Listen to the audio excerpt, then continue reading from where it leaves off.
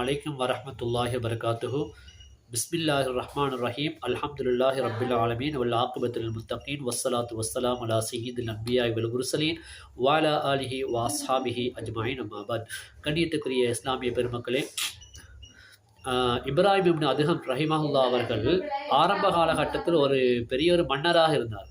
பின்னர் மன்னராக இருந்த அவர்கள் சூஃபியாக மாறியதுக்கு காரணம் என்ன கேட்டால், அவங்க ஒரு நாள் தன்னுடைய குதிரையில ஏறி பயணம் செய்து கொண்டிருந்தார்கள் வேட்டையாடுவதற்காக. அப்படி போய்கொண்டிருக்கின்ற நேரத்தில் அவர்களுக்கு பசி ஏற்படுகிறது. ஒரு இடத்துல அவர்கள் குதிரையை விட்டு இறங்கி சுப்ராவை விரித்து சாப்பாடை வைத்து சாப்பிடுவதற்கு தயாராகி கொண்டிருக்கிற நேரத்தில் ஒரு காகம் வருகிறது.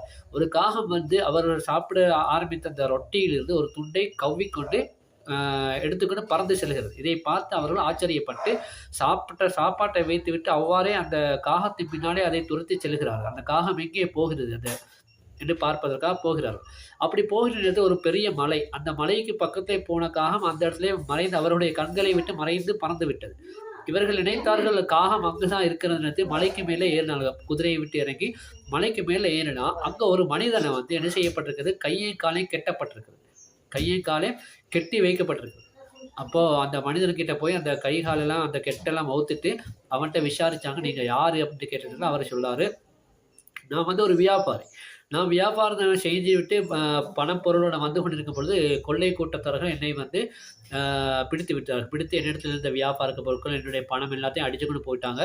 அவர்கள் என்ன செய்து விட்டார்கள், என்னுடைய கையும் காலை கெட்டி இங்கே விட்டுட்டு போயிட்டாங்க. விட்டு போய் 7 நாள் ஆகிட்டு. இந்த 7 நாள் ஆகியும் அல்லாஹு தாலா என்னைய வந்து பசியோடு வைக்கல. ஒரு காகம் வரும், ஒவ்வொரு நாளும் ஒரு காகம் வந்து என்னிடத்துல வந்து என்னுடைய நெஞ்சிலே உட்கார்ந்துக்கிட்டு அதனுடைய வாயிலே இருக்கக்கூடிய அது கவ்விக்கொண்டு வந்த ரொட்டி துணை என்னுடைய வாயிலே தந்து என்னுடைய பசியை ஆற்றிக்கொண்டே இருக்கும் என்று சொன்னார்கள். அந்த மனிதர் சொன்னார். இதை கேட்டு இப்ராஹிம் அவர்கள் ஆச்சரியப்பட்டார்கள்.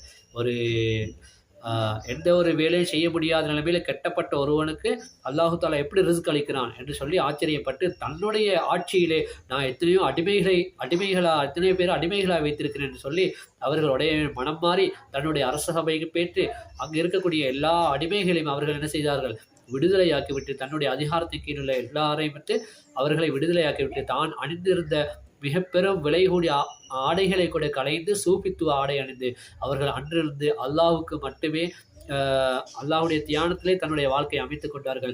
உலக வாழ்க்கையை அப்படியே அந்த அரச வாழ்க்கையெல்லாம் துறவரமாக மாற்றிவிட்டார்கள். அவர்கள் அன்று முதல் கடைசி வரைக்கும் சூஃபியாக்கள் ஒருவராக வாழ்ந்து வந்தார்கள். அவர்கள் மாறுவதற்கு இந்த சம்பவம் ஒரு காரணமாக இருந்தது. எவ்வளவுதான் கெட்டு போட்டு எங்கு வைத்திருந்தாலும் அல்லாஹ் கொடுக்க வேண்டிய ரிஸ்கை கொடுத்து கொண்டு தான் இருப்பான் என்பதை அவர்களை மாற்றி வைத்தது. எல்லாம் வல்ல அல்லாஹ் நமக்கு அருள் பாலிப்பானாக.